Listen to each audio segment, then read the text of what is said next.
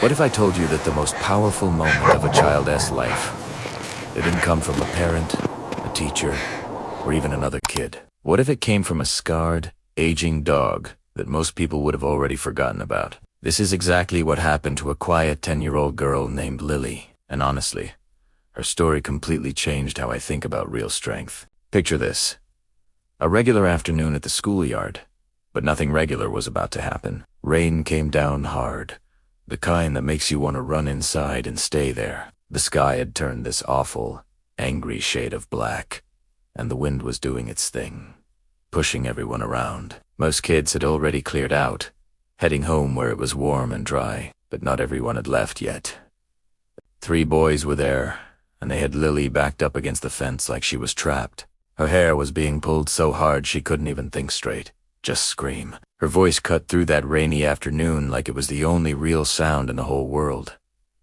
Now, Lily wasn't the type to make a scene. She was the quiet kind, the shy kind, the kind of kid who talked more with her eyes than with actual words. Most people barely noticed her, and honestly, she probably preferred it that way. But right now, in this moment, she didn't have that luxury. Her eyes were wide with fear, pure terror, the kind that makes your stomach drop just watching it happen. The boys kept pushing, kept laughing like this was some kind of game. One of them shoved her down into the mud, and her backpack burst open everywhere. Books went flying, pencils scattered, and there was this tiny stuffed animal that tumbled right into a puddle. She reached for it with shaking hands, but before she could grab it, her hair got yanked again. "Hard!" Her head snapped back, and she screamed. That scream had bounced off every surface in that empty schoolyard and just hung there in the wet air. The boys thought it was hilarious. They were laughing, egging each other on, probably already thinking about what they'd tell their friends later. But then something changed. Everything changed in about 1 second. There was a sound. Not a human sound. Not a wind sound. Something else entirely. A growl that started low and deep. The kind that doesn't come from a small throat. It rumbled through the rain like nature itself was angry. And suddenly, it wasn't funny anymore. The boys froze. The biggest one squinted through the downpour, trying to figure out where that noise came from. "What is that?" he said, but nobody answered because nobody knew. At first, all they could make out were 2 points of light, 2 ember eyes cutting through the darkness and the rain, getting closer with every passing second. They were steady, deliberate, moving at their own pace like whatever owned them wasn't in any rush. Then the rain parted, and out stepped a German shepherd that looked like he'd been through everything life could throw at him. His fur was matted to his muscular frame. One ear was torn and scarred, and he carried himself like someone or something that had learned the hard way how to survive. He didn't bark. He didn't need to. The air around him seemed to pull back, like even the rain was nervous. One of the boys tried to act tough. "It's just a dog," he whispered, but his voice cracked. The biggest boy, the ringleader, he picked up a stick lying in the mud and actually smirked like he was about to prove something. He swung back, ready to take a swing at this massive animal that had just walked out of the storm. That was the worst decision he could have possibly made.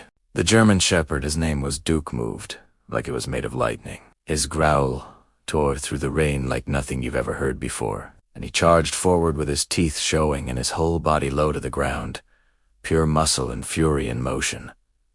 The boys didn't even think. They just screamed and started running backward, slipping in the mud, falling over each other, scrambling to get away from him. The stick dropped from the ringleader's hand as Duke stopped just inches away, his growl rattling the fence like it was made of paper.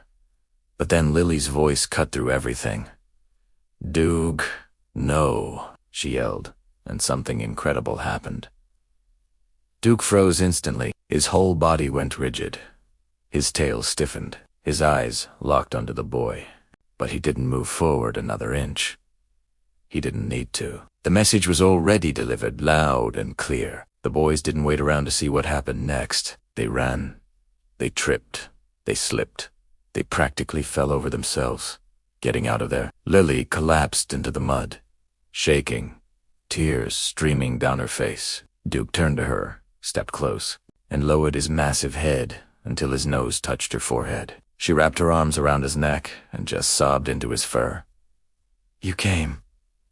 You really came," she whispered. And Duke, This old warrior, this retired police dog, whose tag read Canine Unit 47. He just breathed steady and calm beside her. He'd spent years protecting officers, chasing down criminals, running into danger when everyone else was running away. But right now, in Teased moment standing with this small, scared girl in the rain, he understood that this was different. This was his mission now. That night, when Lily's mom found her sitting on the porch, Duke never left her side. The bruises on Lily's arms would fade with time, but fear has a way of hanging around longer than physical pain. Every time Lily looked at that scarred face, those steady eyes that had seen things, that unbreakable presence, she felt something shift inside herself. She felt a little braver, a little stronger. The next morning came, and Lily walked back into school. The same boys were there, standing in the hallway, and something that would have terrified her yesterday didn't even make her flinch this time. Her chin was up, her back was straight, and Duke walked beside her, silent as a shadow, his presence saying everything that needed to be said. The moment those boys saw him, they froze. Ik knew. Lily looked them straight in the eyes and said something she never would have said before. "You don't scare me anymore." Duke let out one low growl, not a threat, not a punishment, just a reminder of what happens when you cross a line. The boys stepped back instantly, and just like that, the whole dynamic shifted. The power wasn't in their hands anymore.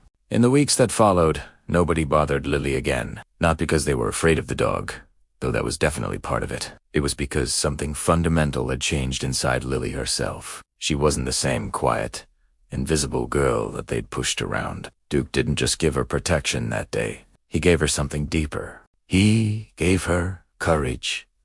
He showed her what real strength actually looks like.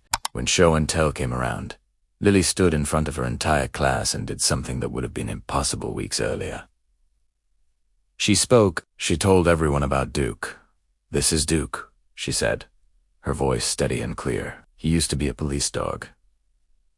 He's brave, but not just because he fights. He's brave because he protects." The whole classroom went silent. Even the teacher, who'd probably heard 1,000 show-and-tell presentations, she just smiled. There was something different about the way Lily said those words, something that everyone could feel. When Lily sat back down, Duke rested his head on her shoes and just sighed. It was the kind of sigh that said something like his work was done, but not finished. For the first time in years, he wasn't chasing criminals or running into burning buildings to save officers. He was saving something purer than all of that.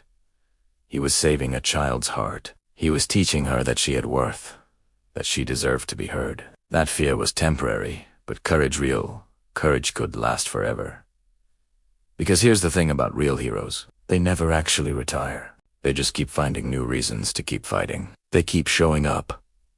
They keep protecting. They keep believing in people, even when those people have forgotten how to believe in themselves. That's what Duke understood, and that's what Lily learned. And honestly, if this story touched something in your heart the way it touched mine, I'd love to know. Drop a comment and tell me what you felt. Was it the moment Duke showed up? Was it Lily finding her voice? Or was it something else entirely? And if you're the kind of person who believes in stories like this, who believes that redemption and second chances and finding your strength can happen anywhere, then hit that like button and subscribe so you don't miss the next one. Because there are more stories like this out there. Stories about everyday heroes and unexpected moments that change everything. And I promise you, they're worth sticking around for.